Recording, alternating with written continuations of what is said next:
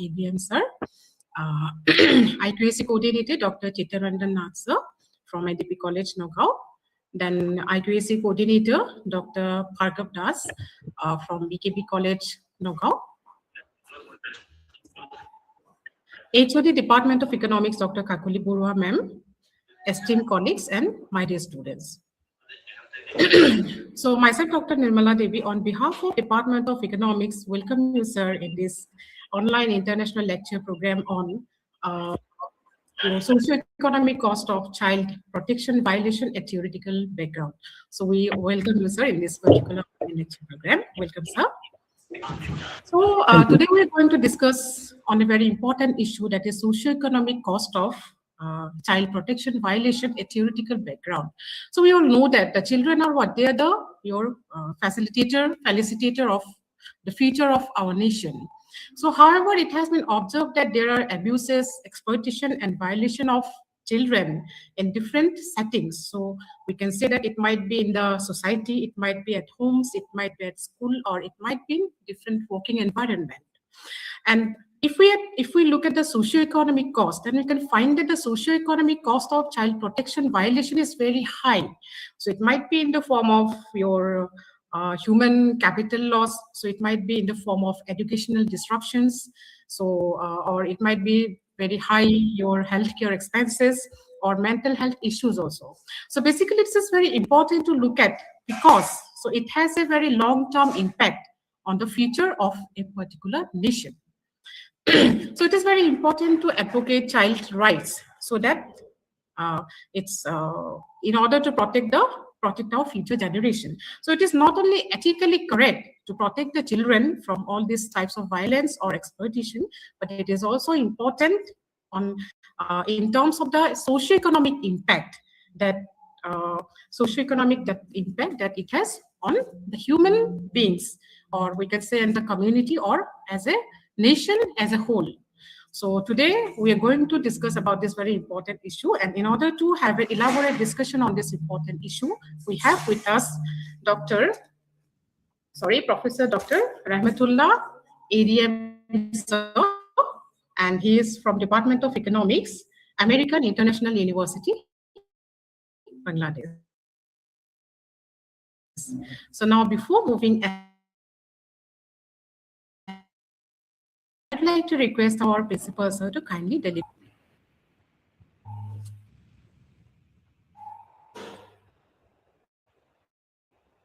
Sir, are you here?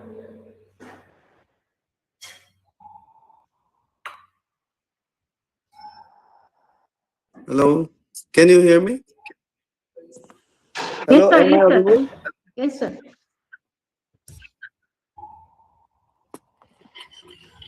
Thank you, Nirmala.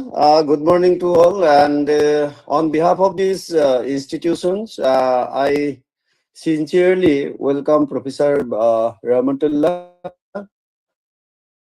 and all the participants to today's seminar. And I hope this seminar will enrich everyone, including the students. And as you know, Professor Rahmatullah is an internationally renowned person, and he will enlighten us on the issues, and he with his depth experience, and everyone, we know that the child protection issues is an internationally very serious issue, ranging from physical abuses, this child trafficking, labor, etc. So on these issues, Professor Rahmatullah will deliver lecture, and obviously will be enriched from his experience and very valuable lectures. I, on behalf of this college, again welcome you all, and I hope this seminar, this webinar will enrich us, and it will come to an end very successfully. Thank you. Thank you so much, sir. Now, I'd like to request Dr. Mandakini Das, Assistant Professor, Department of Economics, to kindly give a brief introduction about Rahmatullah, sir. It is my great privilege and honor to introduce our distinguished resource person, Dr. Rahmatullah. Dr. Rahmatullah is a faculty member in the Department of Economics at the American International University, Bangladesh. He completed his bachelor's degree in economics from Ferguson College, Pune, India, and subsequently earned a Master of Arts in Economics from the University of Pune, graduating first class first with distinction. Later, as a recipient of the Japanese government scholarship, he completed a second master degree in advanced economics and obtained his PhD in development economics from the University of Tsukuba, Japan. Affiliated with the International for a brief period where he conducted research in development economics. He has attended numerous international conferences as an author and panel speaker on socio-economic issues. In addition to his specialization in economics, over the past 17 years, he has been actively involved in quality assurance in higher education and has contributed in various capacities at the IQAC Office University. He has participated in several national and international conferences and seminars. Over the years, he has been directly involved in the preparation of documents relating to national and international accreditation and ranking, as well as in monitoring and engaging in quality assurance processes. Professor Rahmatullah is an peer reviewer for the University Grant Commission and the Bangladesh Accreditation Council.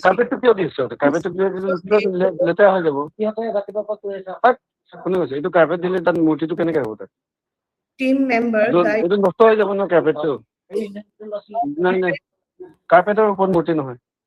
universities in Bangladesh on key activities and outcomes, curriculum design, assessment processes.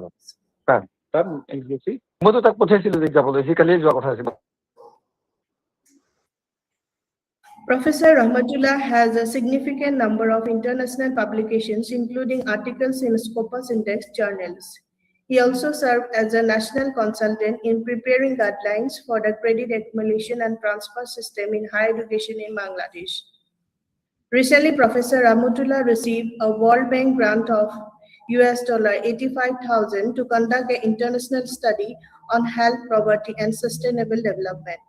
He teaches courses in international trade, game theory, mathematical economics, development economics, advanced microeconomics at both graduate and postgraduate level. We are truly honored to have him with us today to share the valuable insights on socio-economic cost of child protection violation, a theoretical background, which is highly relevant in the present academic and professional context. I warmly welcome you, sir, and I request to kindly take over the session. Thank you so much, Mandakini. So, sir, we are now eagerly waiting for your lecture. So, I would like to request you to kindly deliver your speech. Over to you, sir. Thank you. Thank you, Dr. Nirmala Devi. I hope that you can hear me. Yeah, yes, sir. Yes, sir. We are hearing you. Actually, I have one and only one identity. I prefer to introduce myself as a student of economics. Well, you have heard it correctly. I am still a student of economics. Since 1991, I have been learning economics, and I strongly believe that from today's webinar, I will learn a few more areas of this discipline. Respected principal of ADP College, respected faculty members from the IQAC and from the Department of Economics, from ADP College, and representatives from BKB College, our dear students, good afternoon, and please accept my warm regards. I would like to thank the principal of ADP College, Dr. Sadananda Pan sir, for giving me this opportunity to interact with your students. I also extend my sincere thanks to the IQAC of ADP College for arranging this webinar, and a very special thanks to my dear friend, Dr. Gangarani Das. Thank you all for joining today's webinar. As you are aware of the topic of today's session, let me provide a brief background before we discuss in detail, and later I will also share the PowerPoint slide with you all. 2 months back, UNICEF Bangladesh, in collaboration with the Bangladesh Bureau of Statistics, they released nationwide data covering different sectors. On that occasion, I was invited as a panel speaker to provide feedback from an economist perspective on child protection violations. Among many available alternatives, I have chosen this topic for today's webinar because it is highly relevant, especially as the audience consists of young people, those who are the future leaders, who will play a positive role in rebuilding our society. To me, society has no boundary. I will highlight the case of Bangladesh. You can think of Naga, you can think of Assam, you can think of India as a whole. Let me begin with the opening statement on today's topic. Before that, let me share my screen with you. Please let me know once you see my screen.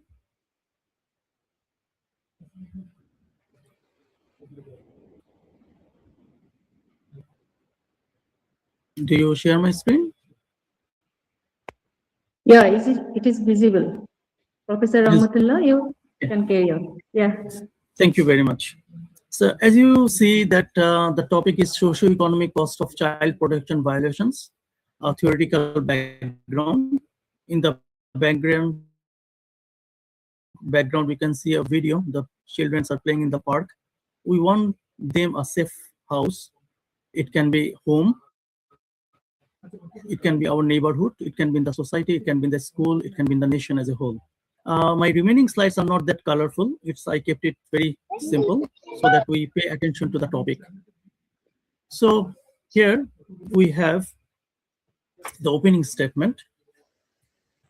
We are saying that in today's discussion, we will focus on socio-economic cost, child protection violations, that is viewed through a theoretical lens and illustrated by a case study of Bangladesh.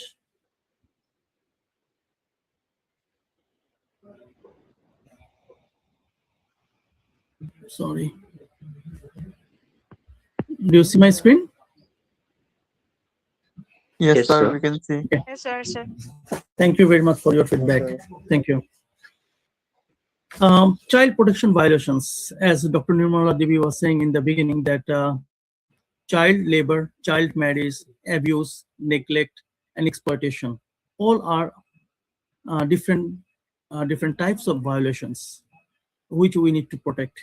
And they are actually the hindrance of the children's right. They also impose the profound and long-lasting economic and social cost on families.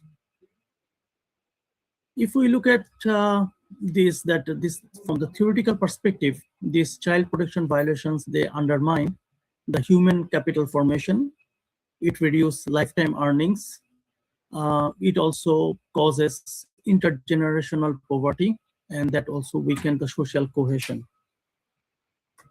At the macro level, they constrain the productivity, increase the public expenditure on health and social services, and it also slows down the inclusive of economic growth.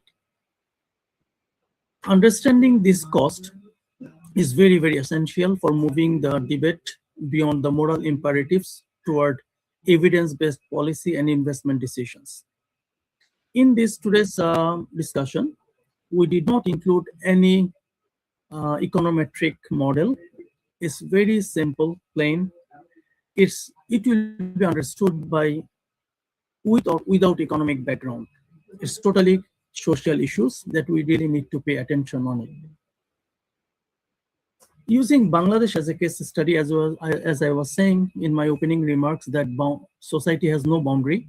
I will be talking about Bangladesh. You can think of Assam. So Bangladesh as a case study, we allow us to ground that these theories in a real world context, one where significant progress has been made in Bangladesh, actually child welfare, significant progress were there, but yet there are serious challenges remain due to poverty, inequality, and structural vulnerabilities. By examining the socio-economic consequences alongside the theoretical framework, this webinar aims to highlight why investing in child protection is not only a moral and legal obligation, but also a sound economic strategy. We hope this session will contribute to the deeper reflection, informed dialogues, and a stronger commitment toward protecting the children and securing sustainable development outcomes. Some of the statistical facts, let's look at it. They are very painful figures, but we have to accept it as it comes. First of all, it says that 47.2% of women aged 20 to 24 get married in Bangladesh before they are 18. It's showing a progress from 51.4% in 2019. Every 5 years, Bangladesh Bureau of Statistics, they reveal this data after the survey. As we see in 2019, there was 51% child, they get married before 18, and now it is 47.2%. The girl child we are talking about. It's not that significant improvement, although there were so many policies taken by the government. It is almost 1/2, or 1 in 2 girls, they get married before they are 18. Second data, it shows that 9.2% of the children aged 5 to 17 ages, they are engaged in child labor. This is up from 6.8% in 2019. So last November, 2 months back, as I was saying, UNICEF Bangladesh, they have disclosed this data with the help of the Bangladesh Bureau of Statistics after conducting the survey. So here is a question that we have protected child, but still the child labor has increased from 6.8 to 9.2% from 2019 to 2024-25. We should remember that 2020 was the time when we faced COVID-19. And then the poverty was there, and that causes more child labor. Those who were 5 at that time, they are by this time 11 years old. Those who are 17 today, they were 12 years old at that time. So what we see that due to post-COVID, we have failed to bring those childs out of labor. So we will look at what are the things that we should do. The third statistical facts that we look at, 86% of children aged 1 to 14, they experienced violent discipline at home in the past month. Past month is actually April 2025 when they conducted the survey. So it's a big number, 86%. And it's not only in the rural area, it's in the urban area as well. They experienced violence. And not only at home, actually, when they have conducted the survey, they have actually reported that neighborhood school also included here. So from this data, these 3 figures, these 3 facts, we are going to look at what are the policies we may recommend from the economist lens. We have 2 research questions when we conducted this in the panel. First research question was, from an economic perspective, how do child marriage and child labor practices constrain national economic growth? And our second research question was, does investment in child protection system generate a positive economic return? So we are going to answer these 2 questions in the next few slides. Let us look at the first question. That is, how do child marriage and child labor practices constrain the national economic growth? Let us look at from an economist lens that how child marriage and child labor mechanically constrain Bangladesh growth and what that means in money and job terms. We have identified the 6 points that we will be discussing on this issue. First, we will talk about how child marriage and child labor hit growth, that is the economic channel. Then we will talk about few key Bangladesh facts. Some of the facts already we have seen, and 2 more facts we will look at. Then we will also construct a conservative back of the envelope calculation and then we will look at what about child labor's numeric impact, and then we will provide some policy implication recommendation and the bottom line that we are going to discuss. So let's look at the economic channel. Here in the economic channel, at first we are saying that child marriage and child labor, it affects the lower human capital. It causes the lower human capital. Well, early child marriage, sometimes that put a full on the child education, that after the marriage, hardly they are allowed to go to the school or they are allowed to continue education. And even early child labor also do not help them to have more skilled work. So what we observe, low educational background as well as low skill labor. That causes lower lifetime earnings and labor productivity. It's a direct channel. So as we see that lower educational background, their earnings are much lower, and low skilled workers, they also have low earnings. So over their lifetime, their earnings reduces significantly. Third, the higher fertility and dependency ratio. That's the macroeconomic track. We understand this. Then health, nutrition, and intergenerational effect. So health, nutrition, and intergenerational effect is due to the child marriage and child labor. Last one is the sectoral and micro distortion. Here we can talk about sectoral. Sectoral job is like, as we see, the early child, where do they work? The child, and we consider child, the age is below 18. So that's why 5 to 17. If we say, we see many street children are there, they work in the workshops, like car mechanical workshops, or in the hotel restaurants as table boy. So these are the sector. They cannot move to the high-end sector, high productivity sector, because of lack of skills, lack of knowledge. So that is really disturbs the whole economic growth in the long run. If we look at key Bangladesh facts, as I said, we are going to look at 2 more new facts and 2 old facts that we have already discussed.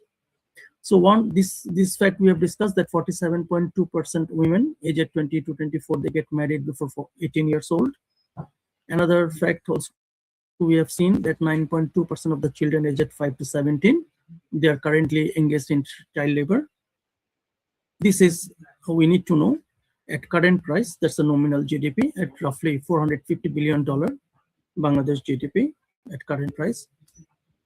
And this is also very important to know that in Bangladesh currently 37 of the total labor force are the women, and the female labor force participation rate is 44%. As a student of economics, we know how do we calculate female labor force participation rate. From here, this data will help us to calculate the total loss that we have due to child marriage and child labor. So we are going to look at back of the envelope calculation. So we have some assumptions, explicit assumptions, as we are assuming that if the GDP continues at this rate, $450 billion, and the women labor force is 37% approximately. And another information we came to know through the research, that ending the child marriage, if we can end the child marriage, that can raise affected women's earning by 12% in Bangladesh. So 12% in her lifetime, the earnings will be increased. And we have learned that about 50% of the adult women in Bangladesh were the child brides, around 47%. So we said roughly it is 50%. Now, how do we calculate this? The loss, economic loss. At first, we look at the women labor participation rate, that is 37%. We multiply with the $450 billion, which is the $166 billion roughly. That is the women share to GDP in Bangladesh. Now, this affected earnings, women's earning productivity, as we have seen in the earlier slide, that 12% upper bound. And if we multiply that 12% with that women's share of GDP, 166 billion, we get roughly $20 billion. And as we have seen earlier, that 1 in 2 girls, they are child brides. So if we take the 50% of the 20 billion, which is roughly $10 billion, so 9.98 to be very specific, or roughly you can say $10 billion. So what we learned, $10 billion is the economic loss due to early child marriage.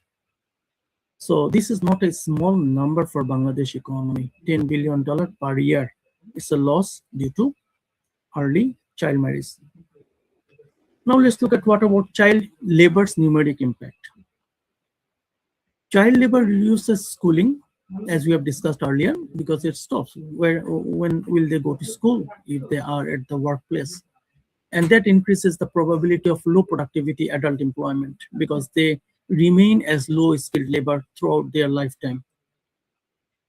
Even relatively modest child labor, if we say 4 to 7%, if it is there in the economy, then what we see that it will translate into a sizable cohort effect over time, and it depresses the human capital accumulation and GDP per capita growth for decades. Separately, stunting and lost school attainment cost, and also child marriage and early childbirth and child labor, they have long-run productivity penalties, commonly estimated at 20 to 25% of adult loss earning for the affected cohorts. We understand cohorts are the same group, the peer group that we talk about cohort. Policy implications. Now, what are the recommendations that an economist can give to them? So our recommendation was, first, invest in child's, especially in the girls' secondary education and safe school access. Safe school, it sounds good, but it's really very difficult to provide a safe school access. Due to this, safe school access is not there. Most of the child, especially we talk about girl, they were forced to get married before they are 18. So we have to ensure that safe school access is there, and they also have to invest in girls' secondary education. Another recommendation is cash transfer or conditional incentives to keep the girls in the school, and community campaign to change the norms. The norms are early marriage is better. So we need to change that norm. So that reduces the economic drivers of early marriage. Enforcement and social protection for vulnerable households. That's the poverty is a main driver. As we have seen that from 6.2%, the child labor has increased after 2019. Now it is around 9%. So it's a vulnerable household. We need to really give them support so that they do not lose their schooling years, they do not lose their childhood, they enjoy the life, and then they can contribute positively in the long run. Another recommendation is health and nutrition programs for adolescent girls to avoid stunting and early pregnancy. Another last recommendation we have given, that labor market measures that decent work for women. As we know, by 2030, we have to fulfill the Sustainable Development Goals, SDGs. And if you know SDG 8, it talks about decent work and economic growth. So if we have to address SDG by 2030, then we have to ensure that SDG 8 is successful, and SDG 8 is decent work and economic growth. So if we cannot provide decent work environment for the women, it will be very difficult to reach the economic growth.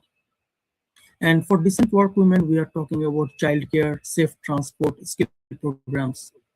About the childcare, I came to know recently that in India there is a childcare leave. You may correct me if I'm wrong. That initially probably it started with only the mother. They will get 2 years childcare leave until or unless their children are 18, irrespective of the total number of children. A woman is allowed to take, a mother is allowed to take 2 years childcare leave. And now I think probably the government is thinking for both parents. And this childcare leave is really a very good policy. This type of policy, if we can introduce childcare leave, that probably we can give time to our children when it is needed. It's also a protection. We can protect our children through that. So this was our recommendation on child marriage and child labor.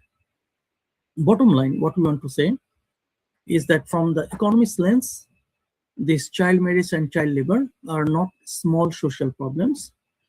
They are not separate from the growth. They are direct productivity, fiscal, and human capital constraints. In Bangladesh, the numbers imply potential losses in the order of billions of dollars per year. As we have seen, $10 billion productivity we are losing due to early child marriage. And reducing these practices is therefore both a right imperative and a high return economic policy. The country can plausibly unlock large gains to GDP, female incomes, and intergenerational welfare by scaling education, health, and social protection.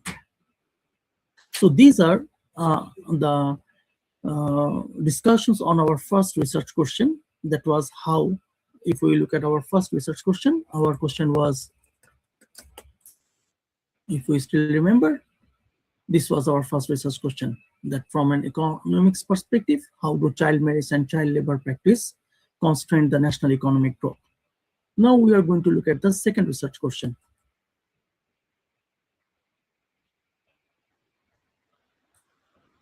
Here it is, the second research question. That is, does investing in child protection system give a good economic return? First answer, small answer, yes, they do. So investing in child protection system in Bangladesh delivers strong economic returns. In last year also, I have conducted a study on this child protection system, and we have found that there is a direct correlation between child protection and economic returns. Study we have done. If we look at the several evidence and report that shows that prevention, protection, and early life interventions, they generate high benefit cost ratio by raising the lifetime earnings, reducing health and education cost, and avoiding productivity losses that otherwise persist across generation.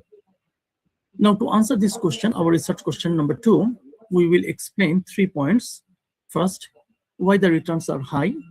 Second, what they look like numerically. And third, which program mixes produce the largest return in Bangladesh context. So let us first look at why the returns are high. Why child protection brings economic returns, that we are going to look at. First, higher lifetime human capital.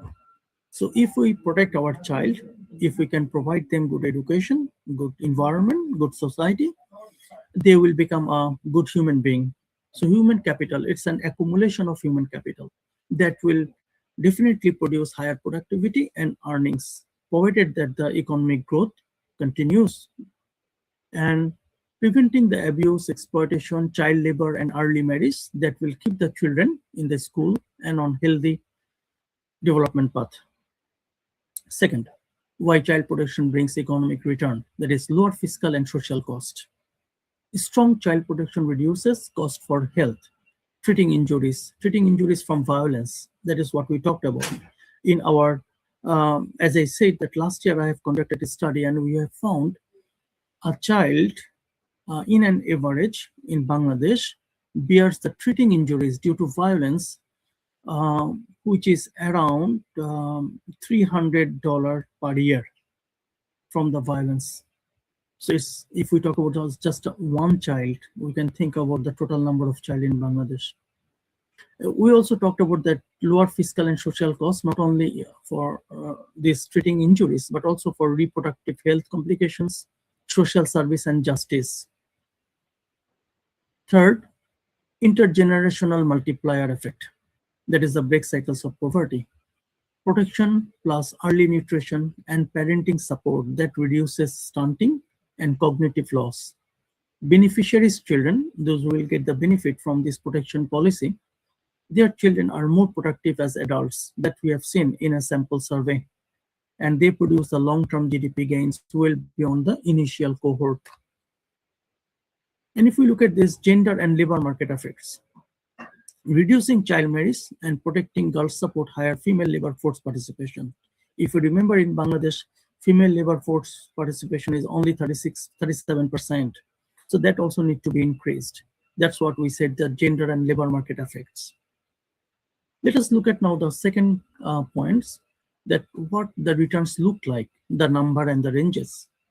First, we look at the global scenario. We have found that in the global and sectoral studies found, if $1 is invested on child protection, it gets the benefit of $21. So multiplier effect, $1 investment today, and in the future you get the benefit of $21. In Bangladesh specific finding, we have found that community-based children protection system avoided losses from violence, school dropout, and protect early marriage. In monetary terms, even in last year's study, we have found that if we invest $1 for child protection, child welfare, child work, these are the three things that we looked at, around $8 we can save in the future. And $8 also we save at present. How we save this $8? Treating injuries, as we have talked about, then facing the justice in the court. There are so many cases, child labor, child issues, child marriage related issues, child. So we can save $8 if we invest $1 on child protection. So we have to think which one is better, to spend $8 or to spend $1. $1 on child protection can save $8 expenditure. So a practical framing for Bangladesh, as we have said, that if protecting children, that is through preventing the child marriage and preventing the child labor, that raise the lifetime earnings of affected cohorts by even 10 to 15% of the GDP. So it will be billions of dollars per year that we couldn't actually calculate. Third, which intervention give the best return in Bangladesh? Here, the strongest return comes from combined package. We cannot say just one policy. It has to be a combined package. Prevention plus early childhood plus protective service plus economic support, because they interact multiple channels simultaneously. Community-based child protection system we have to provide. Conditional cash transfer, targeted stipend to keep girls in school, that we have discussed earlier also.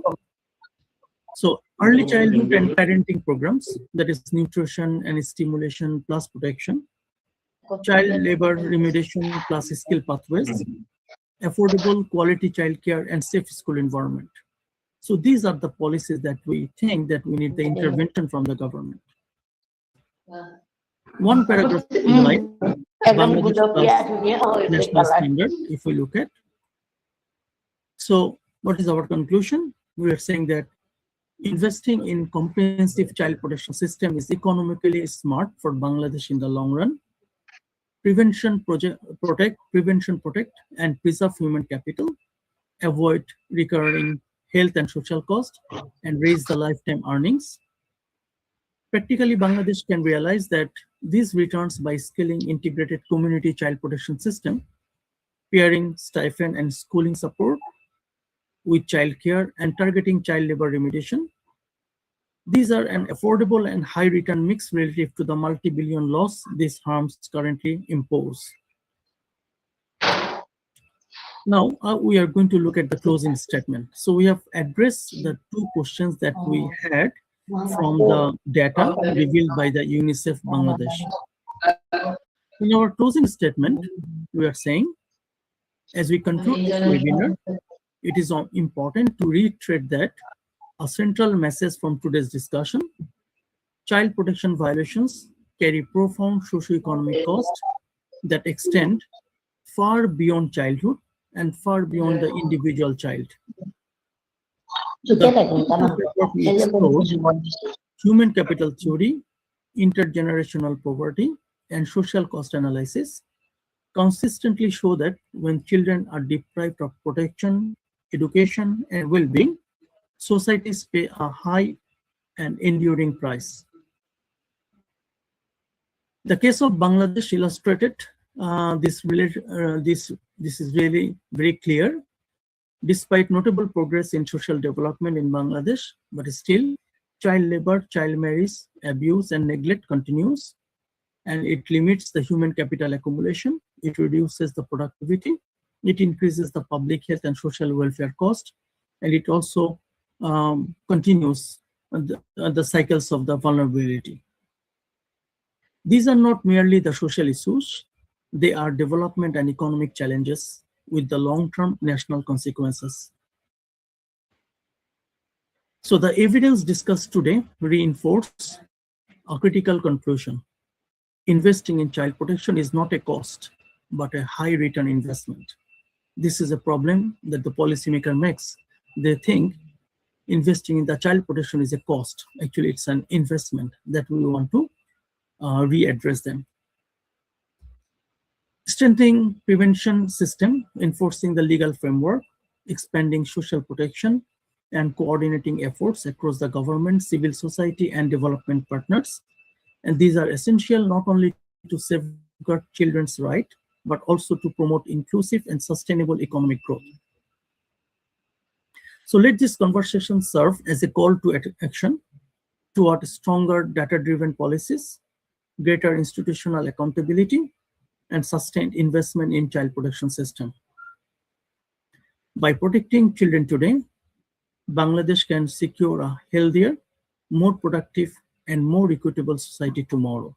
This is the last statement that we are going to discuss. Once again, I repeat that by protecting children today, Bangladesh can secure a healthier, more productive, and more equitable society tomorrow.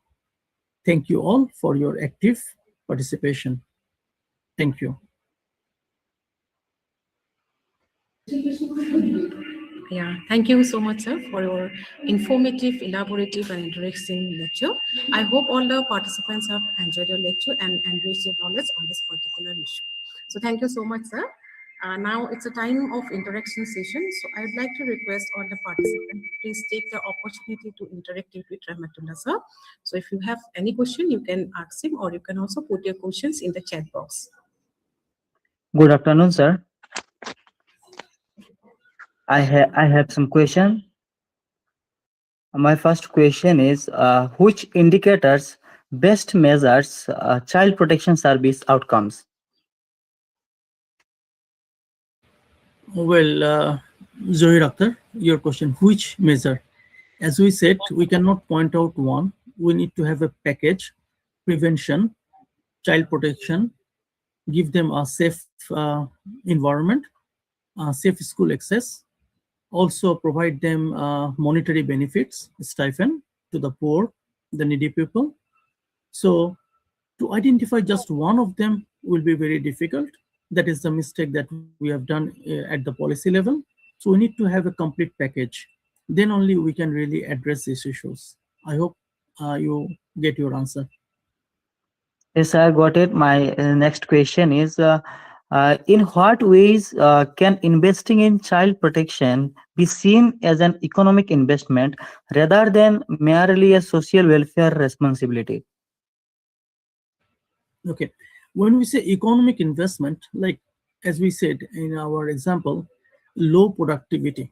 Productivity, we know capital, output by input. So per unit input, how much you get the output.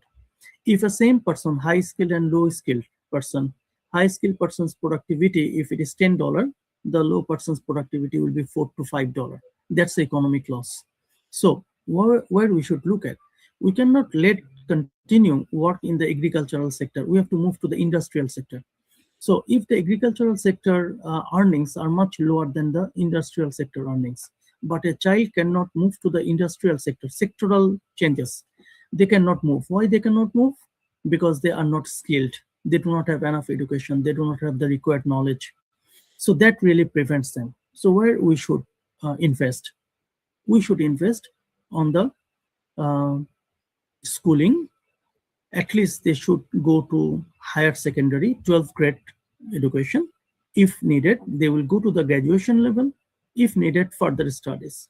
Now, depends upon how far they can go. We should protect them. We should let them go. If they think, we all understand that we are not equal, we cannot go that far. someone may stop at 12. Then what we have to do, if someone stops at 12th grade, then we have to give them skill-based education. How? Vocational training, technical training. So it's not needed that everyone has to be a university graduate.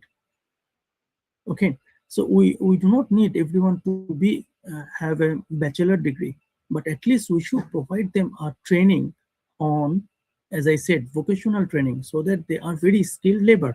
They can work on it. Okay, we can also introduce the technical based knowledge. Okay, economy, technological based economy. For that, they do not need to have a certificate from the so-called the structured formal academic environment. They can also have the structured study from the vocational trainings. So your question was how directly, not from the social point of view, how directly they can have the economic benefit. These are the answers that I've tried to give you. So, hello, sir. Yes, Okay. Vargav. Yes. Vargav? I'm Bhargav Das, Assistant Professor in the Department of Economics, Dr. BKB College. I have a very simple question, sir. So, in one of your slides, it is presented that the percentage of child labor has increased from 6.8% in 2019 to 9.2% in 2025 in Bangladesh. So there is a sudden increase in almost 3% of child labor over a period of 5 years. So generally, if we see in most of the cases, as the time is passing, there is an improvement in the socio-economic problems faced by the world. But why the situation in Bangladesh is in terms of child labor is deteriorating over the years instead of having public intervention. So what are the main reasons, sir, why the situation is deteriorating over the years? So my question is that only. Thank you, Mr. Vargav Das, sir. You are also in the teaching from BKB College, as you said. Sir, you might have heard I said that 2020 is a year of COVID-19. And then from 20 and 21 and 22, at least for 2.5 years, we all were homebound. And that reduces our economic loss, our earnings. And these people were supposed to get the shelter or the support from the government. That was failed. So why? From 6.2 to 9%, 3% correctly, you have seen in the slide. So it was because the government failure to give the protection. That's why we're talking about protection once again, child protection. So what happened? Our family, those who have children, and they cannot bear the education cost. Rather, their total earnings has gone down. So they have to leave. So the only options they had, they asked their children to go to work. And that is what we have seen in the rural area. Once they went to the work for a couple of years, 23, 24, 22 to 24 actually, 22, 23, 24, these 2 to 3 years, they lost interest in schooling. They lost interest in education. And it was very difficult to bring them back in the education. Also, we have a problem. If someone has a 3 years gap in the primary education, they cannot get back. A child of 7 years old is in class 1 or class 2. Then a child of 10 years old also wants to be in the class 2. The society stops them. Society do not allow them to enter into the school. That is the problem that we have seen. We have to break that cycle. We have to create an environment where the age is not one of the small factor. In the introduction, in my when it was read out about my work, like last month I have completed one work as a national consultant, and my work was on to prepare a guideline for the credit accumulation and transfer. Over there, we talked about mobility, student mobility. So it was like horizontal mobility, vertical mobility, diagonal mobility, and special one mobility. Let me talk about here, as it is very relevant. The mobility we talked about is we call sufficient work experience mobility. If someone wants to be a student once again after they have a certain number of years in the job, how we can actually recognize their job and can enter into the education. So I'm not going to details of that mobility plan, but what we see here, the children, those who entered into the job in 2022, now it's very difficult for them to go back to the education because of, again, the society do not allow them to enter to this class where 10 years old student is in class 3 and you are 15 years old also wants to be in class 3. The formal education door stops there.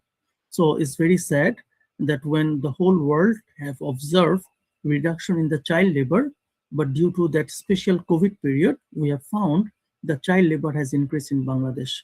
But there are some policies taken, as we have also given our recommendation. Hope that next few years, when we conduct another survey, we will be able to see that the rate has gone down. Thank you, Bhargav Das, for your question. Thank you so much. I got my answer, sir. Good afternoon, sir. My question is, what are the direct and indirect economic costs of child protection violations? Let's talk about indirect cost. Indirect cost is this child who is being violated today or facing a violence. They do not become a normal child. That pain they bears throughout their life, intergenerational effect. So that's the indirect loss. That means the memory that they have from the violence, it continues, and it's very difficult to put them back in the normal life. Direct loss is two types of loss. One is probably they have to injury loss, they have to spend money for their treatment. Or second thing, they may not have job, they may have lost or became handicapped, and they cannot have higher productivity work. So what happens that two types of loss they can have from the violence. One that remains psychological loss, okay, intergenerational changes, this affect. Second, economic loss. Economic loss is probably they have to pay for their treatment. Second is they cannot go back to the job where they were earlier. Probably they will remain as a low productive with the low productive work rather than high productive work. And as we all know that low productive work also has a low payment. So these are the direct or indirect economic loss that we are talking about. I hope you get your answer. You Yes, are sir. they would draw. Yes, sir. I got it. Okay. Thank Sir, you. I have one question. Should poverty be considered the main causes of child protection violation? Sorry, Janavi, I couldn't hear you. Please. Should poverty be considered the main causes of child protection violations? Oh, can poverty be considered as one of the no? My answer is no. Only poverty? No, education is important. Very many poor families are there, those who protect their children. And there are many rich families, though those who create violations or violence, they create a violent environment in the house. So only monetary terms, if we measure, then probably the answer will be, or the conclusion will be wrong. So to answer your query, poverty is the only cause for child violations? No. Answer is no. It's the education, and this education does not mean again formal education. Many informal educated family with poor household income, they give good protection to their children. It's the society actually we have to decide. I hope you get your answer, Janavi. Yes, sir. Thank you. So my second question is, how do child protection violations differ from individual abuse in structural terms? Structural damage, you said? No, sir, structural terms. Structural terms. Can you Yes, please sir. repeat once again? How do child protection violations differ from individual abuse in structural terms? Okay. Individual abuse. Okay. Individual abuse and child protection violations. Well, violations have many definitions. Okay. If you look at it. So abuse, we can say verbally abuse, physically abuse, okay, mentally abuse, emotionally abuse, and another is violations. Violations is also hitting the children, okay. So structural, you said structural changes. I don't know actually how to put the answer for your questions. Individually, no, I think that abuse will not be caused as an individual causes for that. Are you happy with the answer? Bordoli, your name is Yes, sir. Bordoli? Yes, sir. Yes, sir. Okay. Faima Lashkar has a question. Why does society? I didn't see. What did you say? Where is that message? Yeah, yes, sir. So there is a question in the chat box. Yeah, So okay. it's Faima Laskar. So why does society tell girl childs to adjust instead of protecting them, and how does this cause economic loss to the country? It's absolutely wrong thing. No one should tell the child girl to adjust. Okay, they have their freedom. Okay, we should ensure that freedom. Okay, we should not differentiate a child between boy or girl. We say child, but when we talk about child marriage, yes, child bride number is more than the child groom. Okay, but yes, your question is why they says it's a very wrong thing. They say we should not do that. We should protect. It's either it's a baby girl or it's a baby boy. Was that the part of the question, Dr. Nimala Devi? Yes, I think there is no question. So thank you, sir. And I would like to also thank the participant for their active participation in the interactive session. So now it's the time for giving the vote of thanks. So on behalf of the Department of Economics and the Internal Quality Assurance Cell, ADP College, Nagaon, and BKP College, Nagaon, I extend my sincere gratitude to our esteemed resource person, Professor Dr. Rahmatullah, sir, for his enlightening lecture on socio-economic cost of child protection violations, a theoretical background. His scholarly insights, global perspective, and practical illustration has greatly enriched our understanding on this particular issue. Sir, your presentation was truly informative and engaging. Thank you, sir. So we truly look forward to many more such academic interactions with you in the near future. We believe that continued engagement will open avenues for meaningful academic exchange programs between India and Bangladesh. I also express my heartfelt thanks to our respected principal sir for his constant guidance and support, and to the IQAC, ADP College Nagaon, and also PKB College Nagaon for their valuable cooperation. I also acknowledge the sincere efforts of the organizing committee, faculty members, technical team, and students for the smooth conduct of this program. Finally, I thank all the participants for their active presence, which made this program a great success. Thank you. Thank you so much, sir. Thank you. Thank you very much, madam. Thank you very much. So And thank you everyone those who are here. Thank you. Thank you, madam. Thank you. Thank you so much. Thank you.